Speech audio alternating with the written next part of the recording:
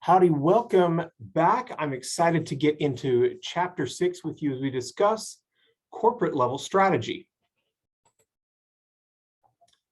So as we start off, business level strategy, which we talked about primarily in chapter 4, is competitive, where firms are using cost or differentiation in order to attract customers away from their competitors.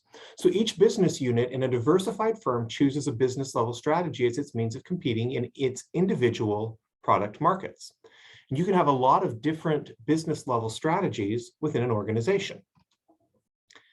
With corporate level strategy, this specifies actions taken by the firm to gain a competitive advantage by selecting and managing a group of different businesses competing in different product markets. So product diversification concerns the scope of the markets and industries in which the firm competes, and also how managers buy, create, and sell different businesses to match skills and strengths with opportunities presented to the firm. Diversification can be successful when it reduces variability of the firm's profitability, as earnings are generated from different businesses. Diversification also provides firms with the flexibility to shift their investments to markets where the greatest returns are possible, rather than being dependent on only one or a few markets.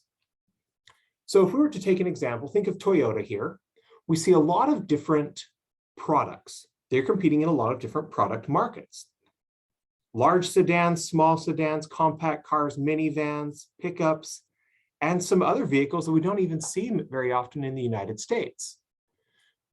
But they have quite a wide variety of vehicles, and they also have the Lexus line in order to provide a higher level luxury vehicle to customers. So we could look at this and see quite a few individual product markets that Toyota engages in, and they use different business level strategies in each. We could look at Honda, and we could see a lot of similar vehicles, including the Honda versus Acura lines, but we also see lawnmowers and generators, snow blowers and motorcycles. So Honda has a different corporate level strategy than Toyota. So Toyota has extended automobile options, and Honda, pretty much anything with an engine. Many popular automobile lines follow the same business level strategy, but the corporate level strategies here differ drastically between the two. So corporate level strategies value comes from the degree to which businesses in the portfolio are worth more under the management of the firm than they would be under any other ownership. This really brings us to two questions. One is, what businesses should the firm be in? And two, how should the corporate office manage this group of businesses? Each individual business unit is doing something different. And it's possible to even buy and sell business units.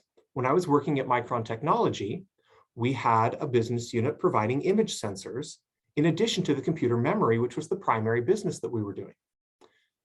The company ultimately decided that it didn't want to be in the image sensor business anymore, so they took that business unit and they sold it off. They changed and adjusted the corporate level strategy. So question number one for you, I want you to identify two companies and discuss their level of diversification.